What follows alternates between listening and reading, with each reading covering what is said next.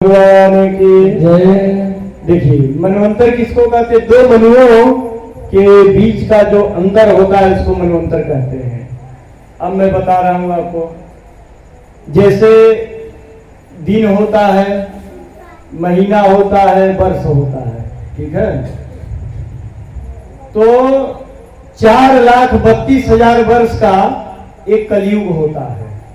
कितने दिनों का? 4,32,000 वर्ष का कलयुग होता है। और 8,64,000 वर्ष का द्वापर युग होता है। और 12,96,000 वर्ष का त्रेता युग होता है। और 17,28,000 वर्ष का सतयुग होता है। समझ गए? और यह चारों युग जब 1,000 बार बीतता है, सतयुग त्रेता द्वापर कलयुग, सतयुग त्रेता द्वापर कलयुग, 1,000 चतुर्युगी को एक कल्प कहते हैं। क्या कहते हैं? एक कल्प कहते हैं। और एक कल्प यही सृष्टि का टाइम होता है। इतने दिनों तक सृष्टि रहती है और यही ब्रह्मा जी का एक दिन होता है। ब्रह्मा जी के एक दिन को क्या कहते हैं? एक कल्प कहते हैं। ब्रह्मा जी के एक दिन में 1,000 चतुर्युगी बीत गया। और एक कल्प में इस समय जो कल्प चल रहा है इसका क्या नाम है? संकल्प में बोला जाता है श्री सेठ 12 कल्पे। ये कौन सा कल्प है? 12 कल्प। और द्वितीय प्रारार्धे, यानी अब वही दोपहरिया हुआ है ब्रह्मा जी का, आधा कल्प बीता है। एक कल्प में 14 मनवंतर होते हैं।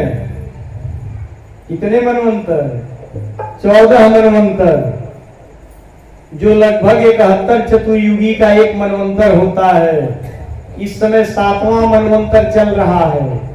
इस मनवंतर का क्या नाम है? वैवस्वत मनवंतर। संकल्प में बोला जाता है ना, 12 कल्पे वैवस्वत मनवंतरे। और यह कौन सा कलयुग चल रहा है? 28वां कलयुग चल रहा है। वैवस्वत मनवंतर का 28वां कलयुग चल रहा है। और जब 71वां कलयुग आएगा तो एक मनवंतर पूरा हो जाता है। 14 मनवंतर होते हैं। तो जो मनवंतर जब पूरा होता है तो जो मनु की कुर्सी पे बैठे हैं वो बदल जाते हैं, जो इंद्र के पद पे बैठे हैं वो बदल जाते हैं। जैसे हमारे यहाँ विधायक, सांसद, मुख्यमंत्री, प्रधानमंत्री, राष्ट्रपति का कार्यकाल कितना है? 5 साल। 5 साल के बाद इनको हटा दिया जाता है उस पद से। तो उसी तरह से इंद्र पद है, मनु पद है। इन पदों पे अलग अलग समय अलग अलग व्यक्ति बैठते हैं। तो 14 मनवंतर होते हैं।